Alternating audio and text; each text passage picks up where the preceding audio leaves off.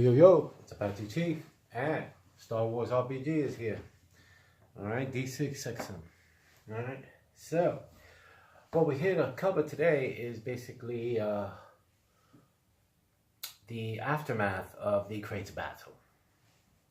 Alright, from the First Order's perspective, I want to basically try to establish the relationship and not the sniveling coward that basically they established Hux to be.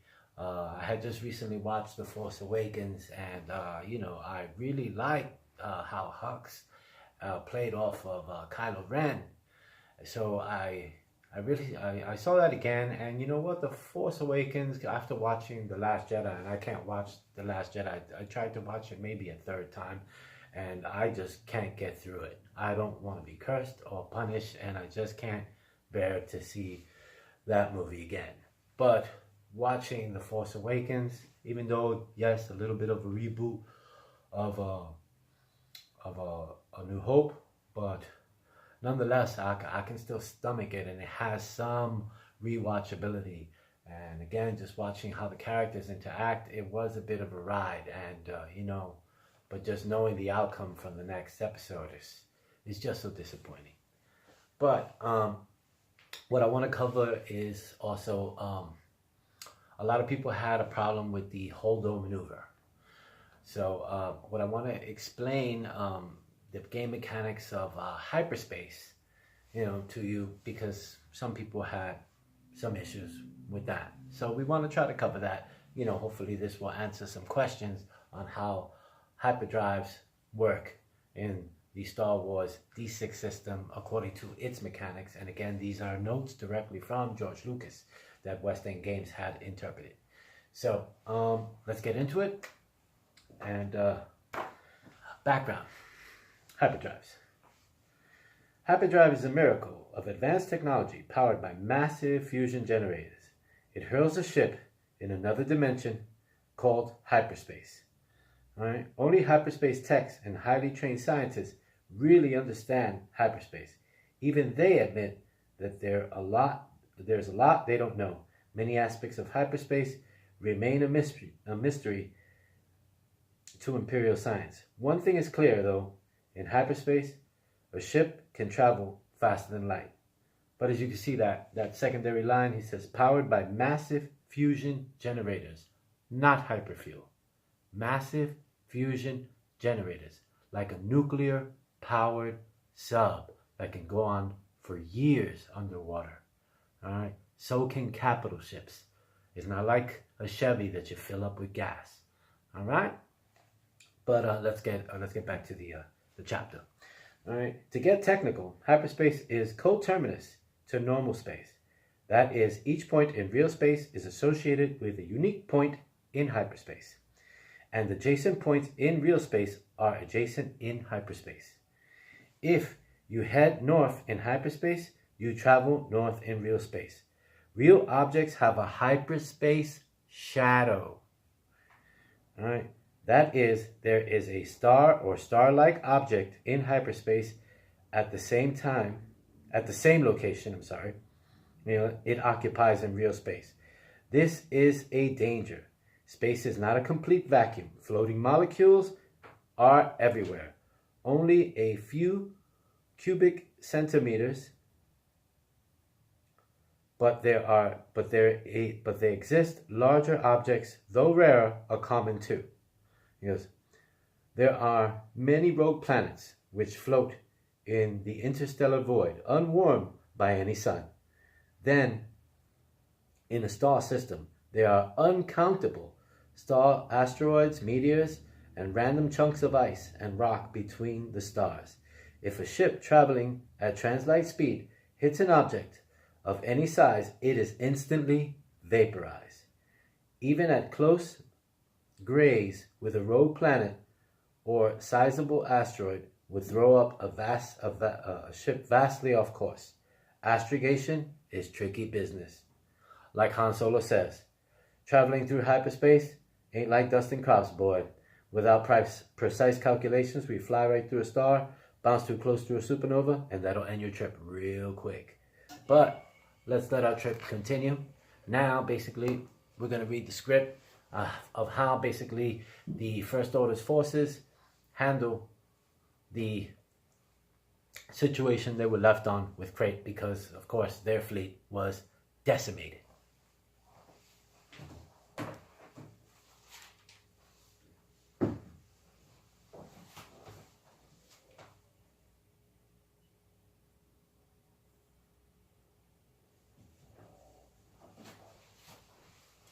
Sorry for the brief pause. Episode 2. First aid orders. On the planet Crate, General Hux is assessing damage. The Mega Star Destroyer is torn in two, and the rest of the fleet are either destroyed or rendered inoperable, soon to reach critical mass. On the Gorilla AT-AT designated GAT-AT, the GAT-AT Commander Raw says, "Your orders, sir?" Hux, the look of defeat on his face, the frustration, he begins to set aside, and his military mind begins to go into overdrive. Commander Raw, deploy your troops, have them scour the battlefield, search for survivors, if any, bring them here, aboard the GAT-AT. Acquire the Resistance dead and process their bodies for further investigation purposes. Kylo Ren steps in, overhearing his orders, and counters Hux with, "We have to pursue the Falcon," in his usual tantrum self.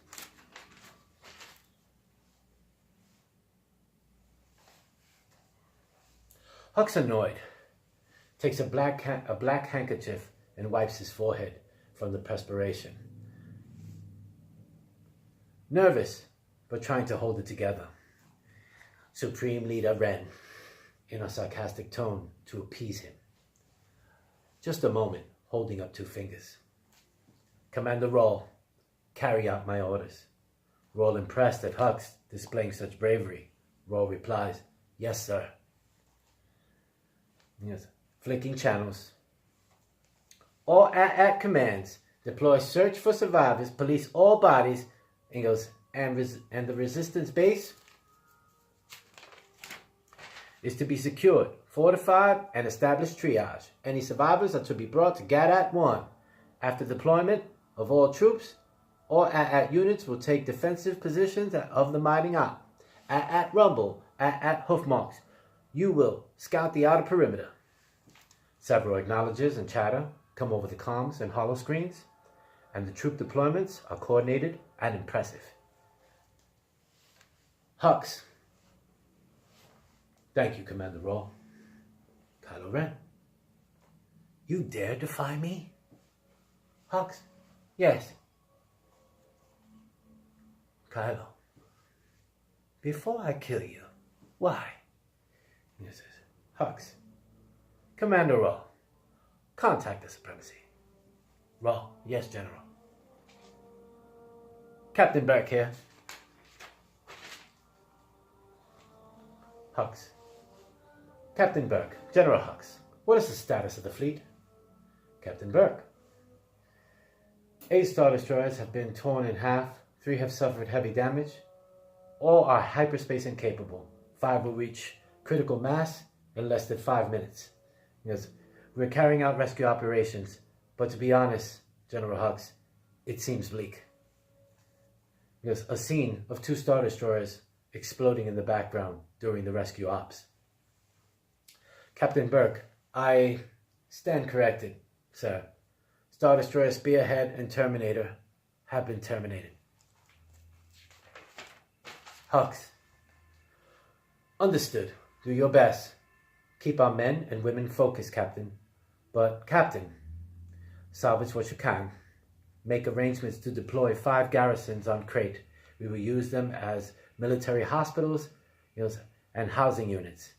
And what is the estimate of the dead? The captain pauses and gathers the numbers. Captain Burke. 300,000 and a little over is estimated. Hux, the injured? Captain Burke.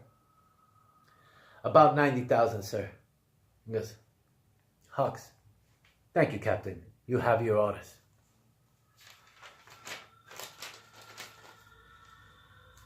Hux turns back to Kylo and says, I'm ready for you to kill me now. Kylo Ren, I see why you are my general. Carry on. Kylo Ren, feeling not too smart, leaves the Gadat and boards his shuttle.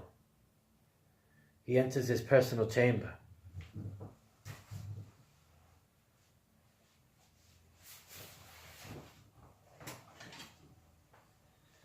His holocom pings, and the image of the Gravedigger appears, a cybernetic being, impressive, with red and black armor. Those living cybernetic implants upon his face, almost like living circuitry. Yes, very impressive, very imposing. I was the one who led you to Endor, to Vader's pyre, his grave, his helmet. Kylo Ren. So, Gravedigger, what do you want? Gravedigger, come to Naboo, alone, and now. And that's how I felt, that basically the recovery effort on the First Order side should have gone. And again, I hope my explanation on hyperdrives is a good one for you. If you have any questions or comments, please leave them below. May the Force be with you. I'll see you soon.